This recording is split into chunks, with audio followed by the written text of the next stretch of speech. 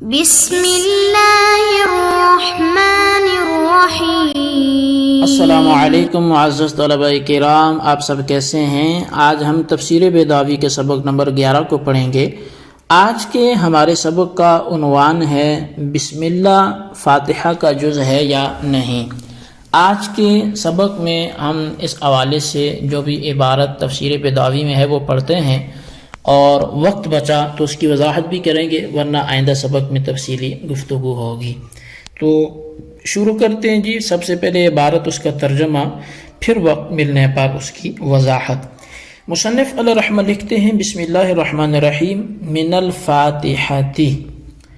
بسم اللہ الرحمن الرحیم یہ سورہ فاتحہ میں سے ہے، ومن کل سورۃ، اور ہر سورت کا جز ہے، وعلیہ قراء مکۃ والکوفۃ وفقہاؤہما، اور اسی نظریے پر مکہ و کوفہ کے قراء اور ان کے فقہا ہیں، وابن المبارک والشافعی رحمہم اللہ تعالی، اور اسی مذہب پر ابن مبارک اور امام شافعی علیہ الرحمہ بھی ہیں۔ وخالفهم قراء المدینة والبصرة والشام وفقهاؤها ومالک والاوزاعی، اور ان کی مخالفت کی ہے مدینہ، بصرہ اور شام کے قراء اور ان کے فقہا اور امام مالک اور امام اوزاعی رحمہم اللہ تعالی نے۔ ولم ینص ابو حنیفۃ رحمہ اللہ تعالی فیہ بشیء، اور اس بارے میں امام اعظم امام ابو حنیفہ رحمۃ اللہ تعالی علیہ نے کچھ بھی تصریح نہیں کی، ان کی جانب سے کوئی نص بھی وارد نہیں ہوئی۔ فظن انہا لیست من السورۃ عنده، تو اب بس گمان یہ ہے کہ ان کے ہاں بھی یہ سورت کا جز نہیں ہے۔ وسئل محمد بن الحسن عنہا، البتہ امام محمد بن حسن شیبانی رحمہ اللہ تعالی سے بسم اللہ کے جزء فاتحہ یا سورت کے حوالے سے سوال کیا گیا تو فقال، آپ نے فرمایا، ما بین الدفتین کلام اللہ تعالی، فرمایا جو بھی دو گتوں کے درمیان ہے وہ اللہ تعالی کا کلام ہے۔ وَلَنَا أَحَادِيثٌ كَثِيرَةٌ مِنْهَا مَا رَوَى أَبُو هُرَيْرَةَ رضی اللہ تعالی عنہ أنه علیہ الصلاۃ والسلام قال فاتحة الكتاب 7 آیات اولاہن بسم اللہ الرحمن الرحیم، اور ہماری دلیل جو ہے وہ احادیث کثیرہ ہیں۔ ان احادیث میں سے ایک وہ ہے جسے روایت کیا ہے حضرت ابو ہریرہ رضی اللہ تعالی عنہ نے کہ بلا شبہ نبی کریم صلی اللہ علیہ وآلہ وسلم نے فرمایا کہ فاتحہ کتاب 7 آیات ہیں، ان میں سے پہلی بسم اللہ الرحمن الرحیم ہے، اور یہاں پر پہلی آیت گنا گیا وقول ام سلمۃ رضی اللہ عنہا، اور حضرت ام سلمہ رضی اللہ تعالی عنہا کے حوالے سے جو قول ہے وہ یہ ہے کہ قرأ رسول اللہ صلی اللہ علیہ وسلم الفاتحۃ وعد بسم اللہ الرحمن الرحیم الحمد للہ رب العالمین آیتاً۔ تو وہ کہتی ہیں کہ نبی علیہ الصلوۃ والسلام نے سورہ فاتحہ پڑھی اور بسم اللہ الرحمن الرحیم الحمد للہ رب العالمین کو ایک آیت شمار کیا۔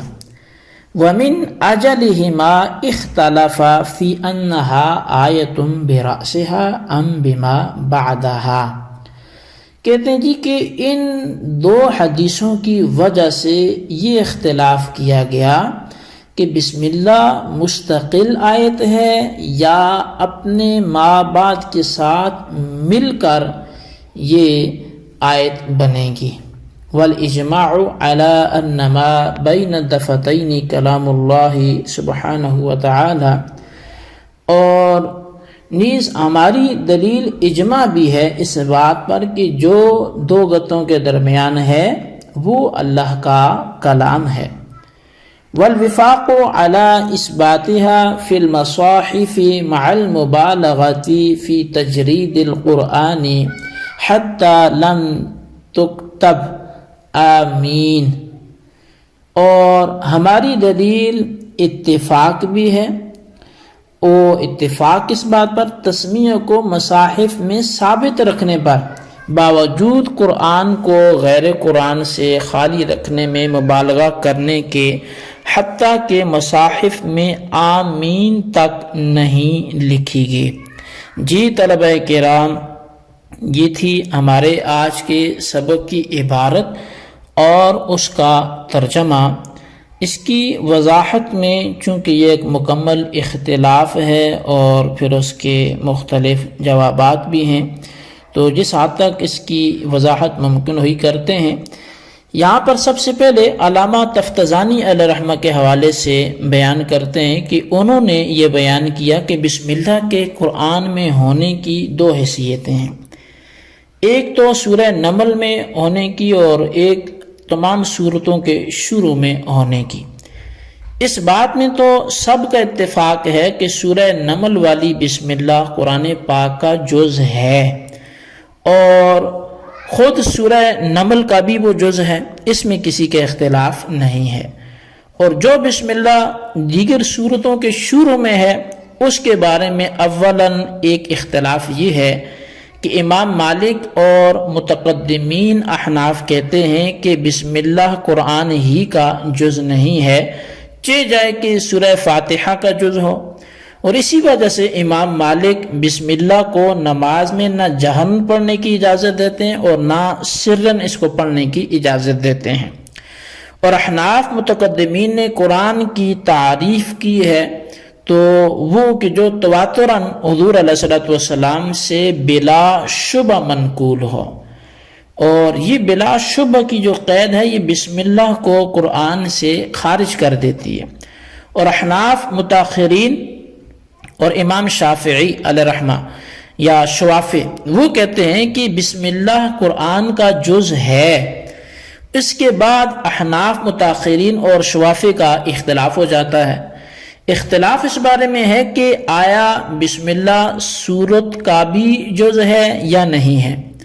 تو احناف متاخرین اس بات کے قائل ہیں کہ بسم اللہ کسی سورت کا بھی جز نہیں ہے، حتیٰ کہ سورہ فاتحہ کا بھی جز نہیں ہے۔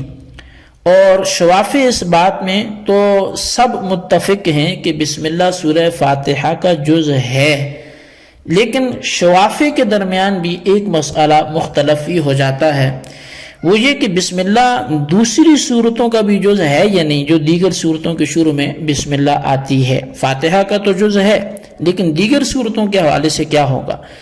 تو بعض شوافی کہتے ہیں کہ جس طرح سورہ فاتحہ کا جز ہے اسی طرح بقیہ صورتوں کا بھی جز ہے، اور بعض یہ کہتے ہیں کہ بقیہ صورتوں کا جز نہیں ہے۔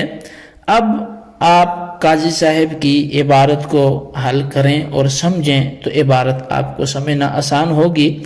عبارت مذکورہ سے قاضی صاحب نے اپنے مسئلے کو اور اپنے مذہب کو بیان کیا، اور چونکہ وہ شافعی ہیں تو لہٰذا انہوں نے مذہب شافعی کو ہی بیان کیا اور کہا کہ بسم اللہ قرآن کا بھی جز ہے اور سورہ فاتحہ کا بھی جز ہے۔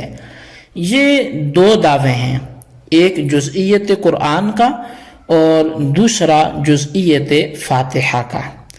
پہلے دعوے میں قراء مدینہ اور بصرہ اور شام اور امام اوزاعی اور امام مالک مخالف ہیں، اور دوسرے دعوے میں امام اعظم امام ابو حنیفہ رحمۃ اللہ تعالی علیہ ان کے مخالف ہیں۔